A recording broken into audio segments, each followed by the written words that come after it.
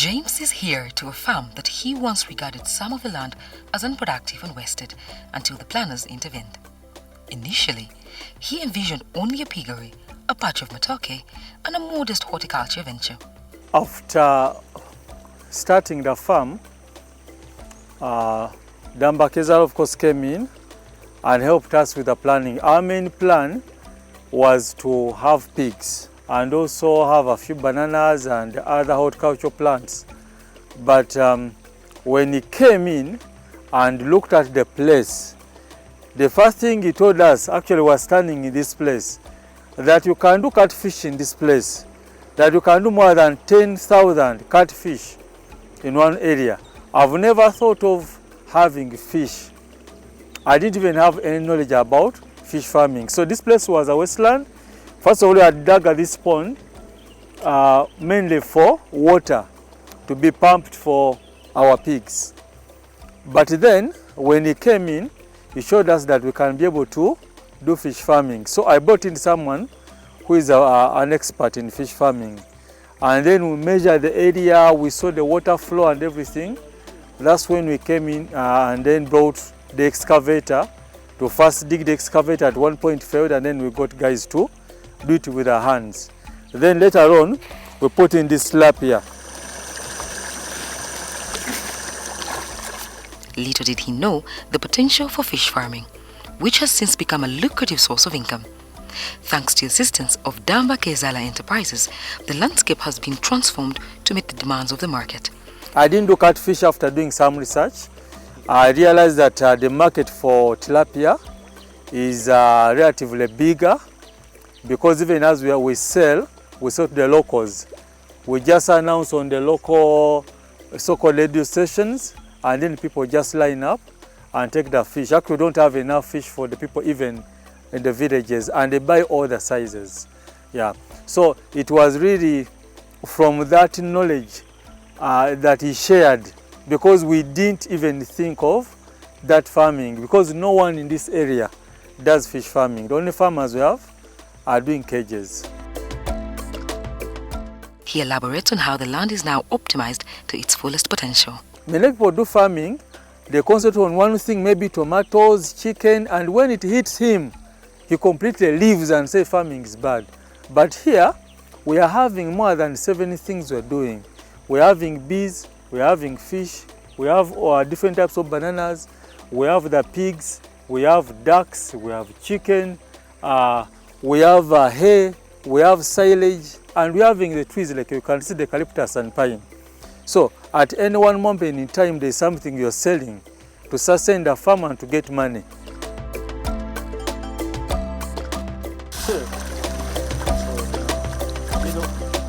James and his team have concentrated on a singular type of fish, encompassing everything from fingerlings to graded selections, ensuring convenience and variety for their target customers.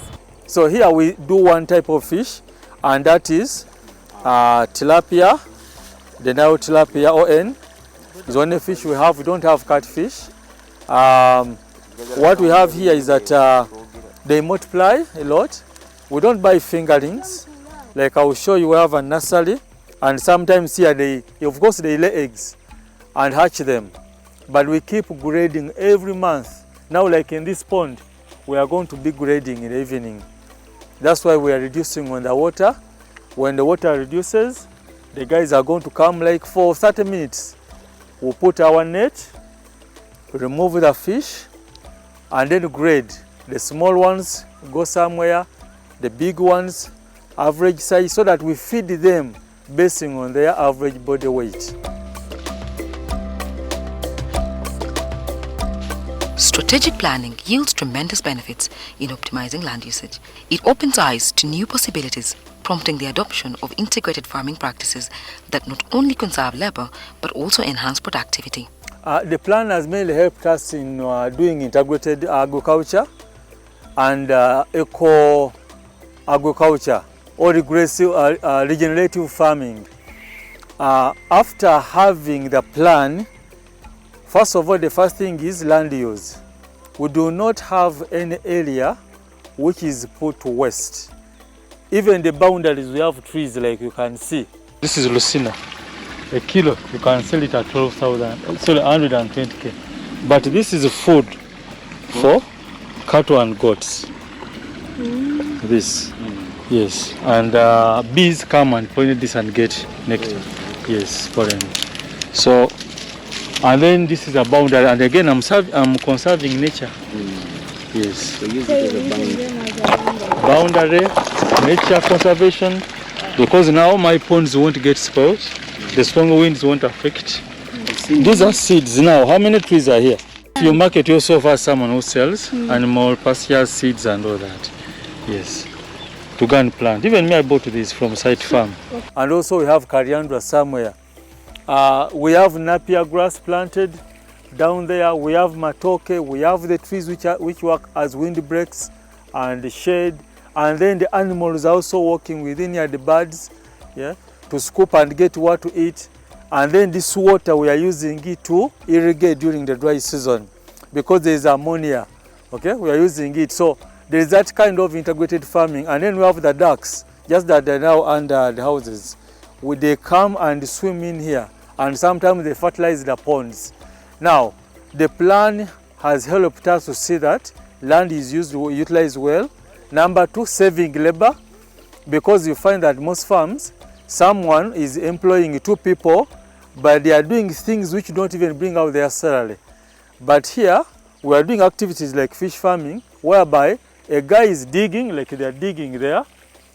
Then they will just have like 15 minutes, they come and feed a fish. Because fish are feeding, you just come, feed by response. When the fish responds, they eat and then go.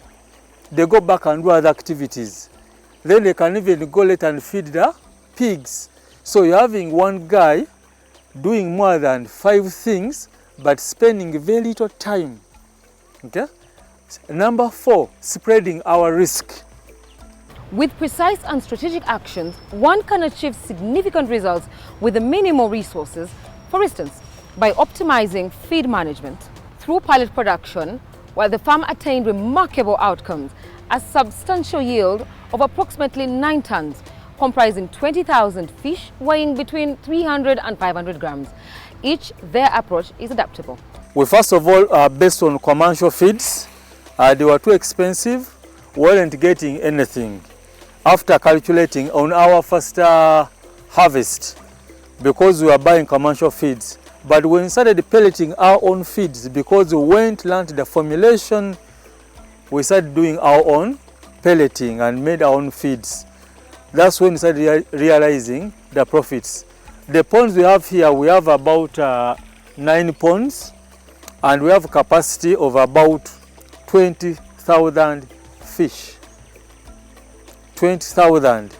We do not grow them to big fish like in the lakes, but commercial fish is mainly between 300 to 500 grams. And actually, that's what most locals can afford, because people want to buy fish. Someone comes with 3,000 shillings, 5,000 shillings, and wants fish for lunch, okay? And that is affordable. So we raise our fish to about between 350 to 500 grams. And at the end of the day, we are able, if you sell, say in a year, about 10,000 fish at an average of 2,500, that's about 25 million. And if you scoop off the cost of about 10 million, you get something like 15 million. So at the end of the day, it helps us to sustain and also get that part. That is in a 6 months, because we look at the 6 months period. Yes, because for us we don't feed like those people in the cages who have those high targets, and also the flow of water and the dissolved oxygen, we don't have them like in the lake. So we do not feed the number of times other people feed. Sometimes we feed twice a day, sometimes once a day. So we rear fish for a longer period, which is about 4 to 5 to 6 months. Okay, so in a year we harvest twice. Yes. Now we'll take a very short commercial break, and when we return, cocoa is another thing you have planted.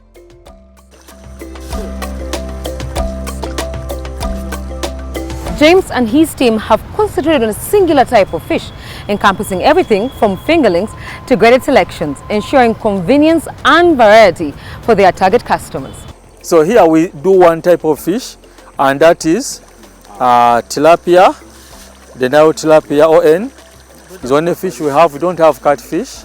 What we have here is that they multiply a lot. We don't buy fingerlings.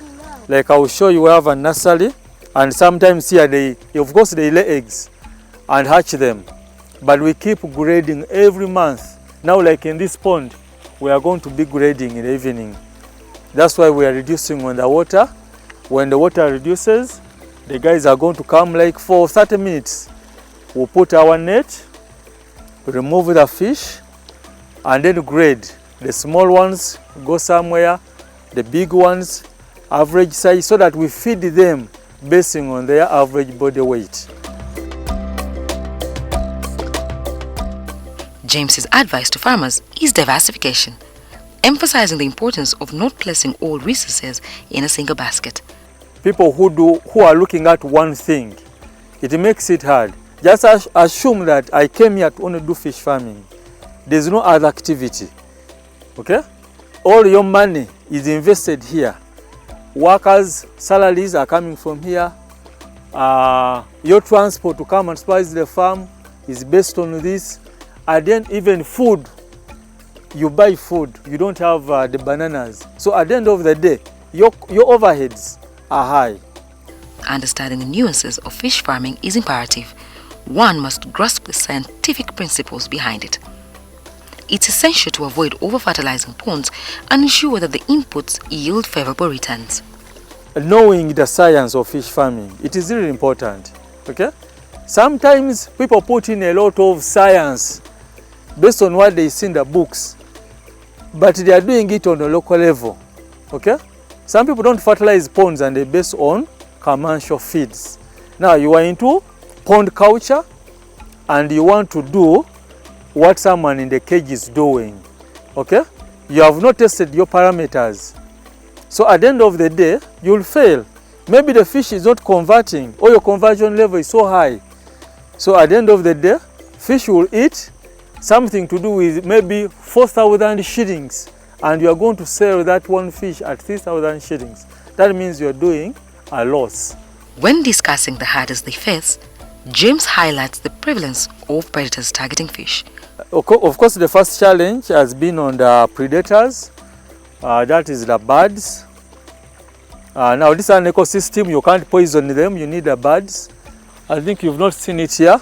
It comes and enters and eats those young ones. Okay, it reduces the population. Yeah, there's a time we stocked one of the ponds there, we brought 2,500 fingerlings. But reaching harvest time, we had about 1,200. That means a lot had been taken up because it enters and can take more than 10 minutes inside there eating, and then it goes. More so, there are market challenges related to the required size of the fish and the competition for customer share. The people who can give you good money, they want uniform size. Okay? So when the guy comes to buy, because we have done it before, we'll say I buy between 300 to 500. Then the fish will be harvested. If there are those of 200 and 100, we will not take them.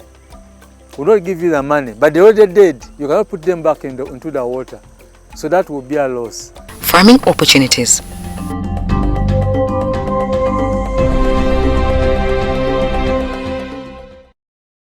When it comes to future plans, James harbors ambitions for agrotourism and additional endeavors. Situated conveniently along the main road from Buyikwe to Jinja, the location offers strategic positioning and promising both accessibility and convenience. The future plan is agrotourism and education. Because of the many things we have and accessibility and all that, we are looking at the potential, because looking at our plan, like he gave it to us, we can see that there are so many things we can do here.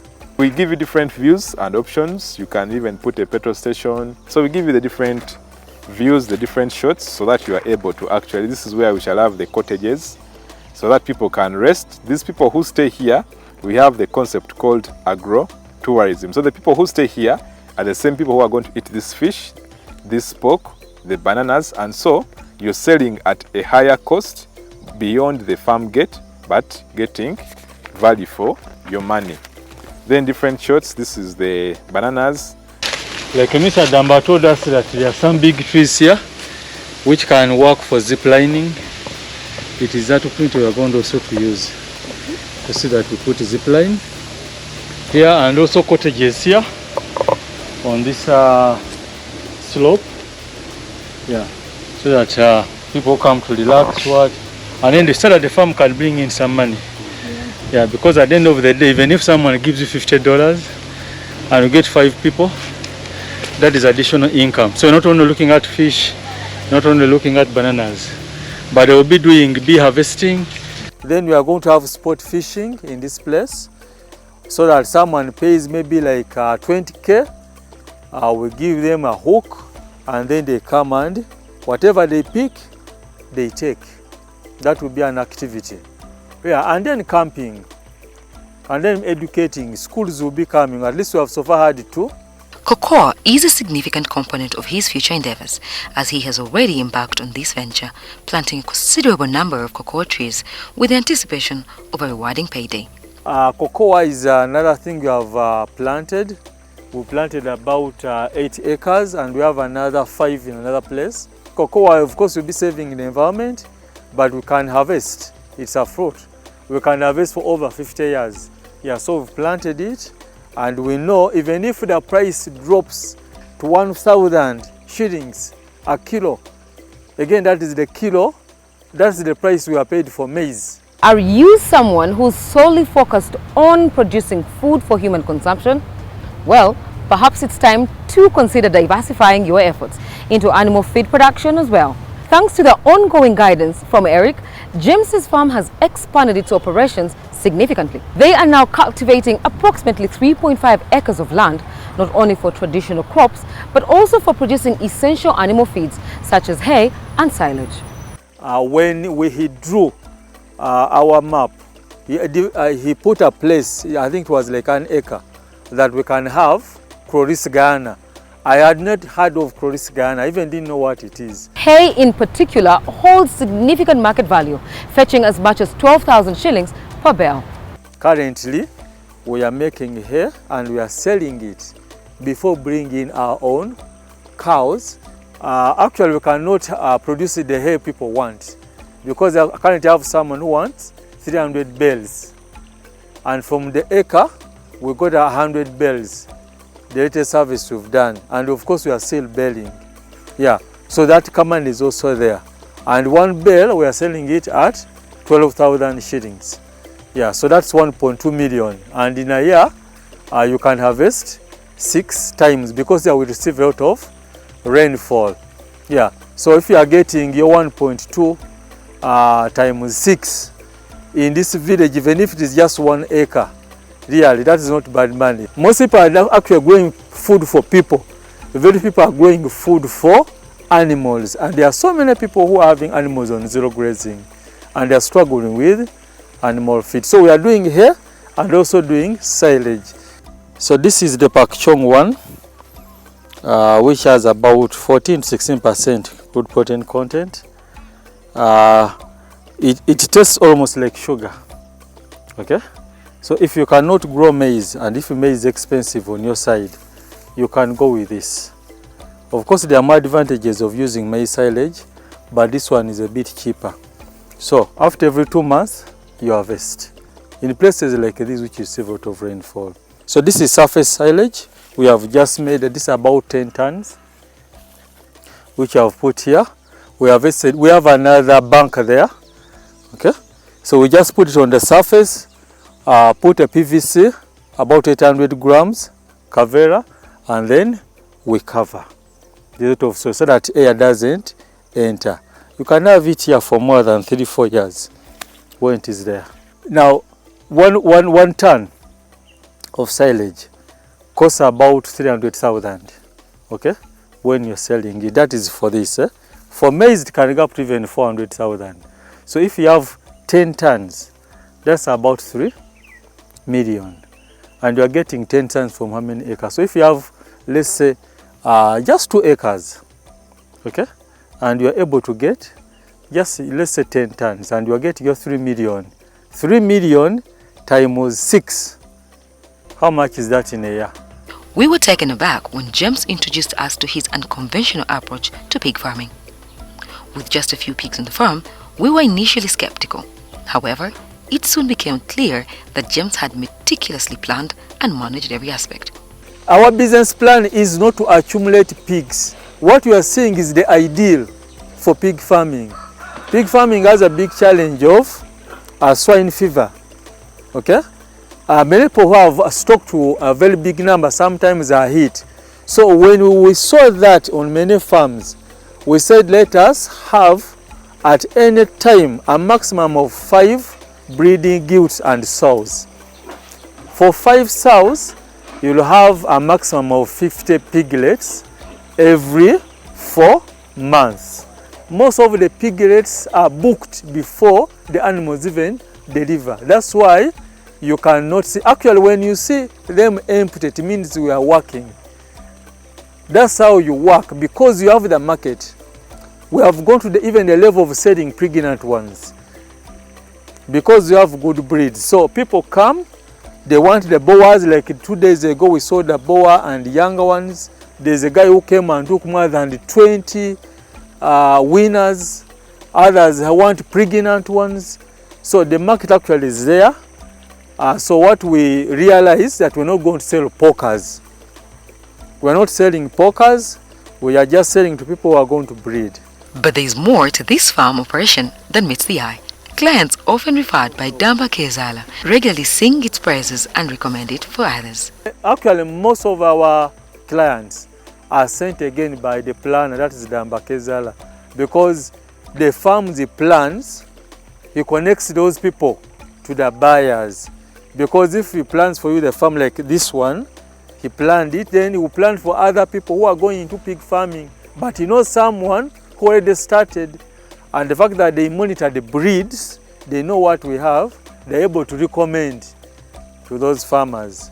So I think that's another advantage of having a planner, that you have access to the market.